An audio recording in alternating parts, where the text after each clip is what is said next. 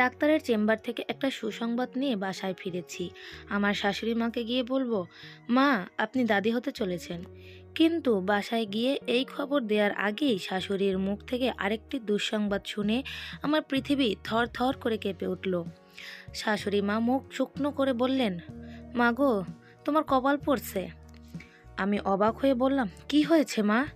মা কাঁপা কাঁপা গলায় বললেন, রবিন চলে গেছে। কোথায় গেছে? মা বললেন, তোমার বান্ধবী অবনীরে নিয়া পালাইছে।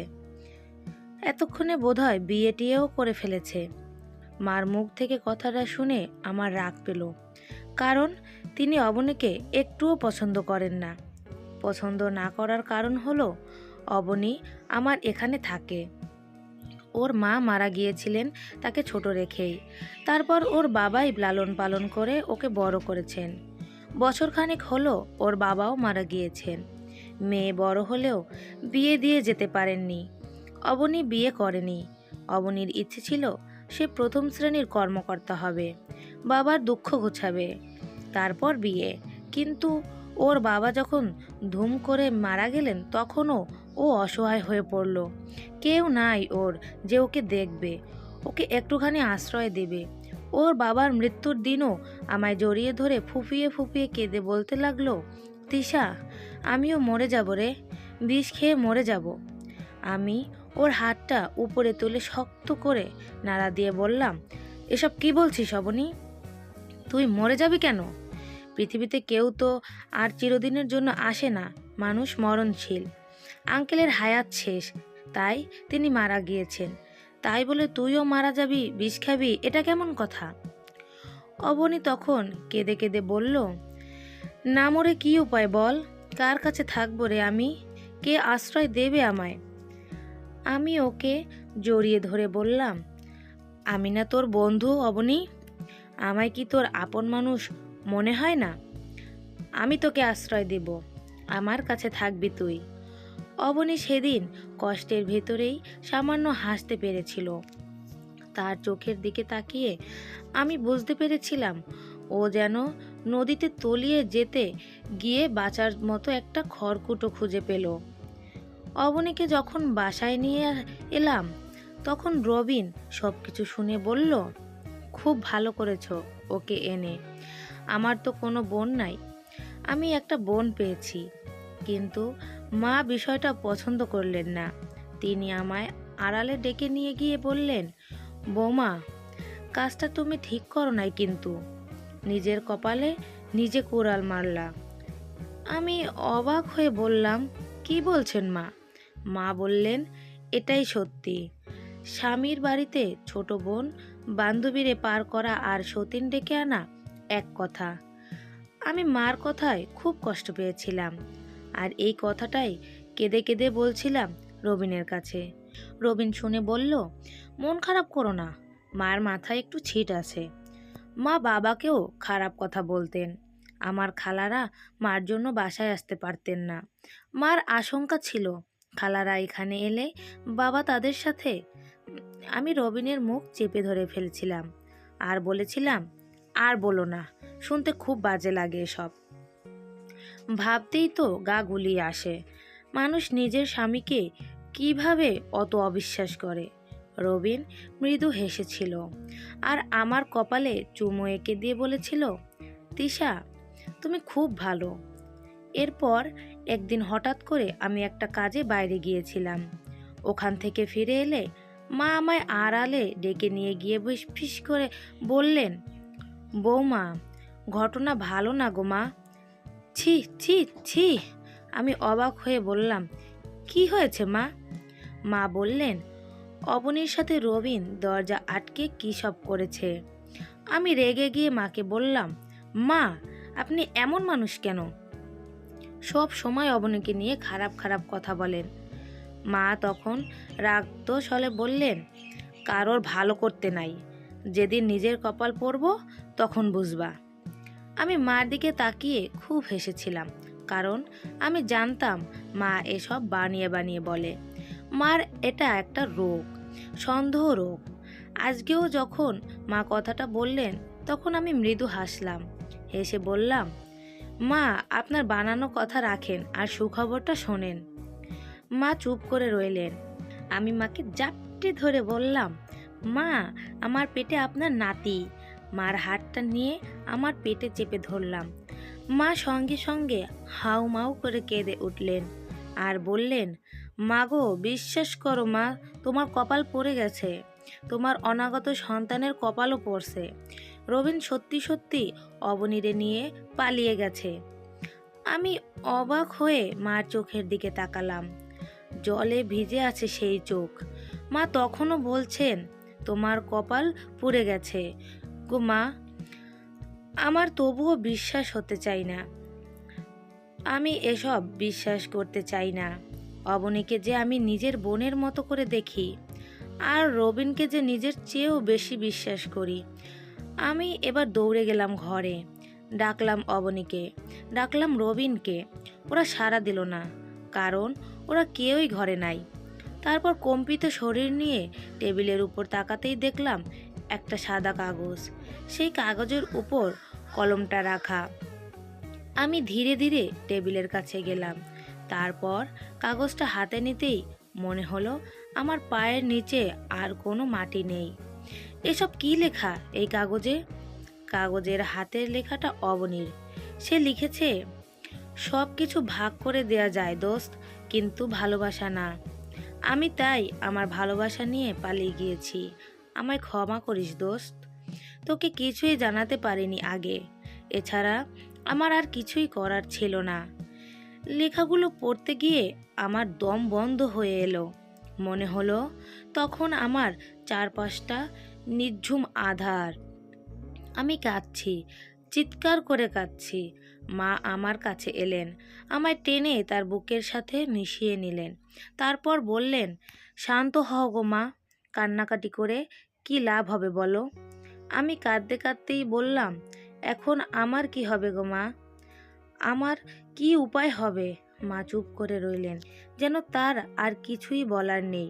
ঠিক তখন খাটের উপর রাখা আমার ফোনটা বেজে উঠল। রবিন ফোন করেছে। সে বলল, হ্যালো তিশা। আমি ওর ফোন রিসিভ করে হাউ মাউ করে কেঁদে উঠলাম আর কাঁদতে কাঁদতে বললাম, এটা কিভাবে করতে পারলে তুমি রবিন? এটা কিভাবে করতে পারলে তুমি আমার সাথে? রবিন বলল, কোনো চিন্তা করো না তুমি। আমি খুব দ্রুত তোমার কাছে ফিরে আসবো জান। ফিরে আসবে তো কি করব? একটু ঝামেলায় পড়ে গেছি, এই জন্য কিছু বলতেও পারিনি। তাছাড়া অবনীর নিষেধ ছিল তোমায় কিছু বলতে। অবনী একটা গাধা মেয়ে, কনসিভ করে বসেছে, 2 মাসের প্রেগনেন্ট। রবিনের মুখ থেকে কথাটা শোনার পর মনে হলো আমার চারপাশটা একটা বলের মতো ঘুরছে, প্রচণ্ড রকম ঘুরছে, আর মাথা কেমন ভন ভন করছে। হাত থেকে ফস করে মোবাইলটা পড়ে গেল ফ্লোরে। তারপর আমিও মাথা ঘুরে ঢলে পড়ে গেলাম মায়ের গায়ের উপর। মা শক্ত করে ধরলেন আমায়। আমি এবার হর হর করে বমি করে ভাসিয়ে দিলাম মার শরীর। মা ঘেন্না করে দূরে সরলেন না, আমায় আরও কাছে টেনে নিলেন, শক্ত করে চেপে ধরলেন আমার নাভি। আমি বললাম, মা, আমি আর বাঁচব না, বাঁচতে চাই না আমি, গলা টিপে মেরে ফেলুন আমায়। মা বললেন, দূর বোকা মেয়ে, তুমি মরে যাবে এটা তোমার নিজস্ব ব্যাপার, কিন্তু তোমার পেটে থাকা নিষ্পাপ একটা শিশুকে মেরে ফেলার অধিকার তো তোমার নাই। আমি হাউমাউ করে কেঁদে উঠলাম আবার। কাঁদতে কাঁদতে বললাম, ওমা, মাগো, আমি বেঁচে থাকবো কিভাবে বলুন? আমার যে সর্বনাশ হয়ে গেছে। আপনি জানেন মা, অবনীর পেটে 2 মাসের বাচ্চা। আপনার কথা সত্য, ওরা ঘর বন্ধ করে নোংরামো করত। মা বললেন, এই জন্য আগেভাগেই বলেছিলাম, পুরুষ মানুষের চরিত্র আমি জানি। তোমার শ্বশুরের চরিত্রও ভালো ছিল না। আমার ঘরের যে কাজের মেয়ে ছিল, সেই মেয়ের পেট বাঁধিয়ে দিয়েছিল তোমার শ্বশুর। পরে আমি হারামজাদিকে 1 লাখ টাকা দিয়ে বাচ্চা নষ্ট করিয়েছি, আর ঘাড় ধাক্কা দিয়ে সেই দিন ঘর থেকে বের করে দিয়েছি। আমি বললাম, মা, আমার খুব খারাপ লাগছে, আমার জন্য পানি আনুন। মাথা কেমন আগুন হয়ে আসছে, মাথায় পানি ঢালুন। মা আমায় বিছানায় কোনো রকম শুইয়ে দিয়ে বাথরুমে গেলেন। ওখান থেকে বালতি ভরে পানি এনে আমার মাথায় ঢেলে দিতে লাগলেন আর বললেন, অস্থির হয়েও না মা, মনে মনে আল্লাহর নাম জপো, পড়ো ইয়া সালামু, আল্লাহ শান্ত করে দিবে তোমায়, সব ঠিক হয়ে যাবে। এই মেয়েরে সরানো ব্যাপার না, 2-4 লাখ টাকা ধরিয়ে দিলেই শেষ। আমার ছেলে আমার ঘরে ফিরে আসবে। রবিন তোমার আছে, তোমার থাকবে। আমি কথা বলার কোনো শক্তি পাচ্ছি না, শরীরে একটুও বল নেই। কথা বলার তীব্র চেষ্টা করছি, ঠোঁট নড়ছে কিন্তু কথা ফুটছে না। কথা ফুটলে মাকে আমি বলতাম, মা, আপনার এই কুলাঙ্গার ছেলের সাথে আমি আর সংসার করব না, এর চেয়ে গলায় ফাঁস দিব, মরে যাব। রাতে আমার শরীরে খুব জ্বর উঠল। রবিন তখন আবার ফোন করেছে। ওর ফোন দেখে জ্বরের ঘোরে রাগে এক আছাড় দিয়ে ফোন মেঝেতে ফেলে ভেঙে ফেললাম। ওর সাথে আমার আর কোনো কথা নাই, কোনো কথাই নাই। অবনীর কথা খুব মনে পড়ছে। এটা সেই অবনী না, যাকে আমি আপন মানুষ ভেবে আমার কাছে আশ্রয় দিয়েছিলাম। আর রবিনও তো বলেছিল অবনী তার বোন, কিন্তু বোনের সাথে ওসব কি করে ফেললো সে? মাথা কাজ করছে না। আমি আবার কাঁদছি আর ভাবছি অবনীকে একদিন ঠিক খুঁজে বের করব। তারপর এই নেমোখারাম মেয়েটাকে আমি নিজের হাতে খুন করব। অন্ধকার রাত, ইলেকট্রিসিটি নাই, ঝড়টর হবে বলে মনে হচ্ছে, এই জন্য ইলেকট্রিসিটি নাই। মেঘ ডাকছে খুব ভয়ঙ্কর রকম আওয়াজ করে। এর মধ্যে 1-2 ফোঁটা বৃষ্টি পড়াও শুরু করেছে। ঠিক এই সময় কলিং বেল চাপলো কেউ। আমি আলসেমি করে উঠলাম না, ঘুম পাচ্ছে খুব, আবার ভয়ও করছে। মা ঘরে নাই, আমায় বাড়িতে একা রেখেই বোনের বাড়িতে বেড়াতে গিয়েছেন তিনি। আবার কলিং বেল বাজলো। আমি তবুও উঠলাম না বিছানা থেকে। এই সময় একটা লাথি ছুঁড়ে মারলো কেউ দরজায়। তারপর গলাটা শোনা গেল, রবিন, রবিনের গলা। রবিন রাগি রাগি গলায় বলল, মরে টরে গেছো নাকি? বৃষ্টির ছাট এসে গায়ে লাগছে আর তুমি দরজাটা খুলে দিচ্ছ না? তাছাড়া অবনীর এমনিতেই প্রেগন্যান্সি চলছে, ও আজ ক্লান্ত, ওকে দাঁড়িয়ে রাখছো কেন এভাবে? আমি রাগে কাঁপতে কাঁপতে বিছানা থেকে উঠলাম। ঘরে টর্চ নাই, মোবাইল ফোনও নষ্ট। হাতড়ে হাতড়ে কোনো মতে দেশলাই খুঁজে বের করে একটা মোমবাতি জ্বালিয়ে নিলাম। তারপর দরজার কাছে গিয়ে দরজাটা খুলে দিলাম। দরজাটা খুলে দিতেই মোমবাতির কাপা কাপা আলোয় আবছা রকম দেখলাম অবনী আর রবিন দাঁড়িয়ে আছে। অবনীর গায়ে দামি শাড়ি, গলায় মুক্তোর মালা, কানে কি সুন্দর দোল, হাতের বালা দুটো মন কাড়া। রবিন আমার জন্য কোনো দিন অত সুন্দর গয়না কিংবা শাড়ি কিনে আনেননি, ওর জন্য কিনেছে। কি অদ্ভুত ব্যাপার। আমি ওদের দিকে তাকিয়ে রইলাম খানিক সময়। তারপর অবনীর হাতটা শক্ত করে ধরে বললাম, এই অবনী, তুই এমন নেমোখারাপ কেন রে? তোর জন্য আমি কি না করেছিলাম বল? তোকে আশ্রয় দিয়ে এই প্রাপ্য পেলাম আমি, অত সুন্দর প্রতিদান দিলি তুই আমায়। আসলে তুই হলি একটা নষ্টা, তোকে দেখলেই আমার বমি পাচ্ছে। এই সময় অবনী কাঁদো কাঁদো গলায় বলল, রবিন, দেখেছো ও আমায় কি বলল? তুমি কি এর জন্য ওকে কিছু বলবে না? রবিন সঙ্গে রাগে দাঁত মুখ কামড়ে আমার কাছে এসে আমার গালে ঠাস করে 2টো চড় বসিয়ে দিল। তারপর বলল, যা, এই বাড়ি থেকে বের হয়ে যা। আমি অবাক হয়ে বললাম, এ কি বলছো রবিন? আমি না তোমার স্ত্রী? আর তুমি তো জানো না আমার পেটে যে তোমার সন্তান। রবিন বলল, চুপ, একদম চুপ। আমার সন্তান শুধুমাত্র অবনীর পেটে, তোর পেটে কার সন্তান আমি জানি না। কথাগুলো বলে হা হা হা করে হেসে উঠল রবিন। অবনী তখন বলল, রবিন থাক, ওকে তাড়িয়ে দিও না এখান থেকে, অত রাতে সে কোথায় যাবে? তার চেয়ে এখানে থাকুক, আমাদের তো একজন বুয়া লাগবেই, ওকে দিয়ে না হয় বুয়ার কাজটা করাবো আমরা। অবশ্য তোমাকে নিয়ে আমার ভয় আছে, তুমি তো তোমার বাবার মতোই হয়েছ। তোমার বাবা নাকি বুয়ার সাথে শুতো, কি আর না শুবে? রবিন বলল, তোমার যখন অতই সন্দেহ, তবে থাকার জন্য বলছে কেন ওকে? দাও, বের করে দাও। অবনী বলল, শুধু এভাবে বার করে দিলে হবে না। তুমি ওকে 3বার একটি কথা বলবে, তারপর আর ওকে জোর করে আমাদের তাড়াতে হবে না। এমনি এমনিই চলে যাবে বেচারি। রবিন বলল, কোন কথাটি বলতে হবে অবনী? অবনী বলল, তুমি বলবে তালাক, তালাক, তালাক। রবিন সঙ্গে সঙ্গে বলল, তিশা, তোমায় আমি তালাক দিচ্ছি। তালাক, তালাক, তালাক। রবিনের দিকে বোকার মতো তাকিয়ে আছি। এই মানুষটাই তো গত 2 দিন আগেও খুব সহজ সরল ছিল। সকাল বিকাল একটানা আমার কাছে এসে বলতো, তিশা, তোমায় আমি আমার চেয়ে বেশি ভালোবাসি। এই মানুষটাই আজ আমায় তালাক বলে দিল। ছি, নিজের উপর ঘেন্না হচ্ছে। ঘেন্না হচ্ছে অতদিন ওর সাথে করে আসা সংসারটার প্রতি। আমার কান্না পাচ্ছে। হাউ মাউ করে কেঁদে উঠছি আমি, গলা ছেড়ে কাঁদছি। আর এই সময় পৃথিবীতে ঝড়ের তাণ্ডব শুরু হলো বৃষ্টি। এই ঝড় বৃষ্টি এবং অন্ধকারের ভেতর আমায় ঠেলে বাইরে বের করে দিল রবিন। তারপর বলল, আজ থেকে তোমার জন্য এই ঘর নিষিদ্ধ। যাও, নিজের রাস্তা মাপো। তুমি এখানে থাকলে অবনীর ঘুম হবে না। এই কথা বলে আমায় ঘাড় ধাক্কা দিয়েই ঘর থেকে বের করে দিল রবিন। তারপর ভেতর থেকে ঠাস করে দরজাটা আটকে দিল। আমি বাইরে অন্ধকারে দাঁড়িয়ে থেকে ভয়ে কাঁপছি। বৃষ্টি এসে পড়ছে আমার উপর। পরনের শাড়িখানা অনেকটাই ভিজে গেছে। এখন কি করব আমি? ওরা ভেতরে হাসি তামাশা করছে। অবনী বলছে, যাক বাবা, আপদ বিদয় হয়েছে। রবিন বলল, এই জন্য আগামীকাল আমরা দুজন শুকরানার নামাজ আদায় করব। অবনী খিলখিল করে হেসে উঠল।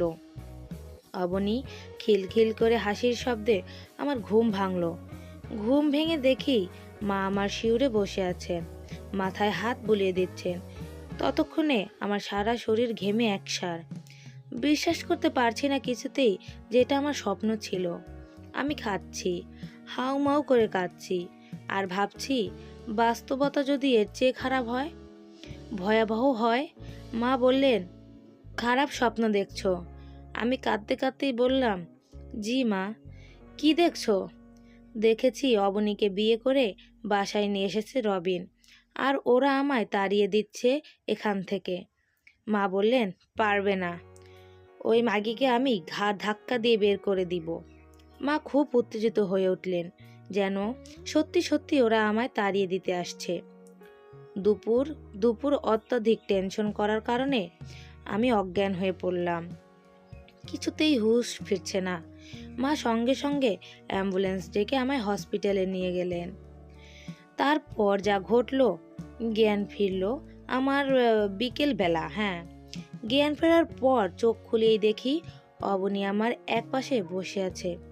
ওর গায়ে সেই স্বপ্নে দেখা শাড়ির মতো একটা শাড়ি, হাতে সেই সুন্দর বালা, গলায় মুক্তোর মালা, আর ওপাশে রবিন বসা। আমি ওদের দেখেই চিৎকার করে উঠলাম। অবনী আমার হাতটা শক্ত করে ধরল। আমি বললাম, নেমক হারাম মেয়ে, তোকে আমি খুন করে ফেলবো, ছাড় আমার হাতটা। অবনী কিছু বলতে চাইলো, এর আগেই আমি ওর গাল খসে একটা চর বসিয়ে দিলাম। অবনী আমার হাত তার গালের কাছে নিয়ে ধরে কান্না ভেজা গলায় বলল, দে, আরো চর দে, যত ইচ্ছে মার। তারপর তার গলার কাছে আমার হাত উঠিয়ে নিল, বলল, নে, মেরে ফেল আমায়, খুন কর, তোর ইচ্ছে পূরণ কর। রবিন তখন ধমক দিল, বলল, রাখো তোমাদের নাটক, এখন এসব বন্ধ রাখো, এটা নাটকের সময় না। এরপর রবিন বাইরে থেকে যাকে ডেকে নিয়ে এলো, তাকে দেখে আমার কলিজা শুকিয়ে গেল। ও তো সজীব, যার সাথে আমার সম্পর্ক ছিল ইউনিভার্সিটিতে পড়াকালীন সময়। কিন্তু আমার বাবা মা ওর কাছে বিয়ে দেয়নি, সজীবদের আর্থিক এবং বংশীয় অবস্থা ভালো নয় বলে। আমাকেও সেদিন মেনে নিতে হয়েছিল সব কিছু, কারণ বাবা আমায় ভয় দেখিয়েছিলেন। বলেছিলেন, আমি যদি সজীবের সাথে সম্পর্ক রাখি তবে তিনি মারা যাবেন। অবনী আমার কাছে ফিসফিস করে বলল, আমি কি করে বলতাম এটা তোকে? বললে তুই কষ্ট পেতি, কিন্তু আমি কি করতাম বল? বেচারা তোর থেকে পাওয়া শোক কিছুতেই ভুলতে পারছিল না। ওর শোক ভোলাতে গিয়ে কিভাবে যে আমি ওর প্রেমে পড়ে গেলাম। তারপর গোপনে বিয়েও করে ফেললাম। গোপনে বিয়ে করার কারণ হলো ভেবেছিলাম তোকে জানাবই না কিছু, আরও দিন গেলে পরে জানবি, তখন তুই সহজেই বিষয়টা মেনে নিতে পারবি। তাছাড়া রবিন ভাইয়াকে আমি নিষেধ করেছিলাম তোকে জানাতে, এই জন্য সেও তোর কাছে বিষয়টা ক্লিয়ার করেনি। আমি কাঁপা কাঁপা গলায় বললাম, গোপনে বিয়ে করেছিস তো হঠাৎ পালিয়ে গেলি কেন?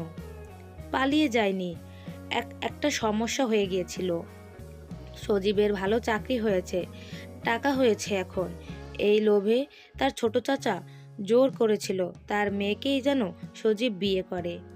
এই বিপদ থেকে রক্ষা পেতে আমার ওখানে যেতে হয়েছিল এবং আনুষ্ঠানিকভাবে তার পরিবার ওখানে আমায় বরণ করে নেয়। তো মাঝে বলল সব, তোরা ঘরের দরজা বন্ধ করে। অবনী কিছু বলার আগেই রবিন হেসে ফেলল। হেসে বলল, ঘরের দরজা ঠিকই বন্ধ ছিল, আর মা যা সন্দেহ করেছিল ঘরের ভিতর ঠিক তাই হয়েছিল, কিন্তু ঘরের ভিতরে আমি ছিলাম না। আমি অবাক হয়ে বললাম, তাহলে কে ছিল ঘরের ভিতর? সজীব। ওদের গোপন বিয়ের পর থেকেই সে এখানে আনাগোনা করত। তুমি বাসায় না থাকলেই আমি তাকে ফোন করে আনতাম। আমি যেন হাফ ছেড়ে বাঁচলাম। আমি এবার বললাম, রবিন শোনো, মা না তোমার বাবাকে নিয়ে একটা নোংরা কথা বলেছেন, এটা কি সত্য? রবিন বলল, ওই যে বুয়ার সাথে। আমি বললাম, হুম।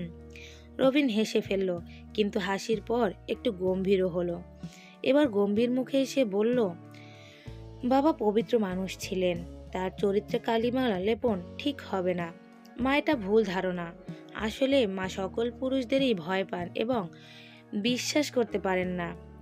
আমি অবাক হয়ে বললাম, কেন? রবিন বলল, ছোটবেলায় মাকে তার যে মামা সবচেয়ে বেশি আদর করত, সেই মামাই কিশোরীকালে তাকে প্রথম ধর্ষণ করে। মা এই কথাটা আজ অবধি কাউকে বলেননি, শুধু আমার এক খালা জানতেন, কারণ সেই খালাও মার এই মামার হাতেই তার সতীত্ব হারিয়েছিলেন। আমার এই খালাই আমার কাছে সব খুলে বলেছেন।